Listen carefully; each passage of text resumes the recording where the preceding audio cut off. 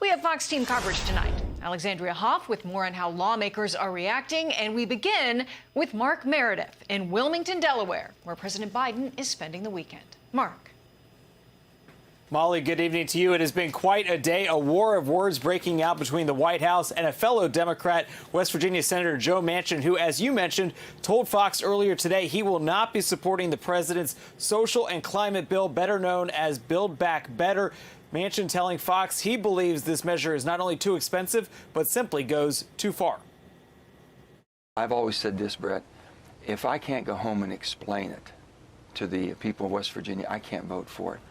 And I cannot vote to continue with this piece of legislation. I just can't. I've tried everything humanly possible. I can't get there. You're done. This is a no. This is a no.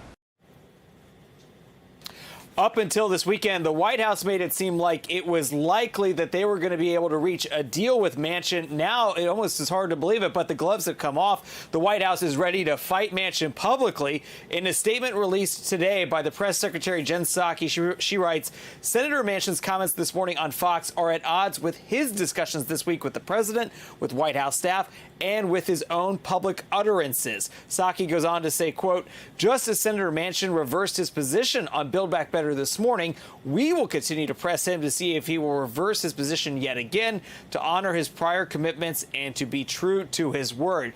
While we have heard from White House staff, we have not yet heard from President Biden on camera. He didn't hold any public events today while in Wilmington. He's going to be going back to D.C. tomorrow.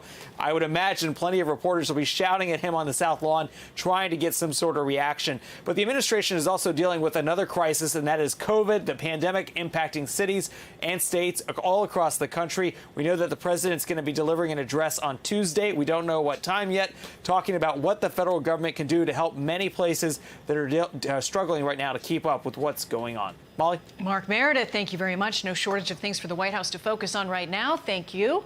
Yeah. On Capitol Hill now, Senator Manchin's announcement resulting in anger on the left and delight on the right. Alexandria Hoff with more from Washington on lawmaker reaction.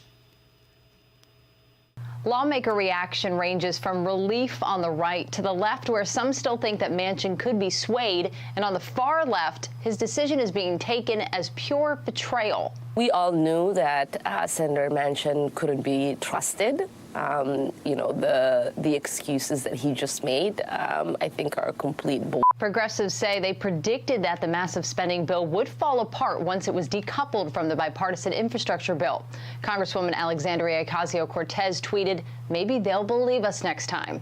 Congresswoman Cori Bush said this. Having those coupled together was the only leverage we had. And what did the caucus do? We tossed it. While the dispute among Democrats continues, Republicans are expressing gratitude for Manchin knocking down legislation that the CBO determined would cost upwards of $4.5 trillion. Republican Senator Lindsey Graham said this, quote, I very much appreciate Senator Manchin's decision not to support Build Back Better, which stems from his understanding of the Congressional Budget Office's analysis of the bill. The reality is the overwhelming majority of the Congress knows that this bill's crazy, even though there are 6 or 7 Dems that only say in private what Joe and Kirsten Sinema say regularly in public. Democratic Senator Bernie Sanders wants to see a vote take place even without Manchin's support. If that is the case, then I hope that we will bring a strong bill to the floor of the Senate as soon as we can and let Mr. Manchin explain to the people of West Virginia why he doesn't have the guts to stand up to powerful special interests. Manchin said today if lawmakers want a vote on the bill to show where they stand, then they should hold one. Hey, Sean Hannity here. Hey, click here to subscribe to Fox News YouTube page and catch our hottest interviews and most compelling analysis. You will not get it anywhere else.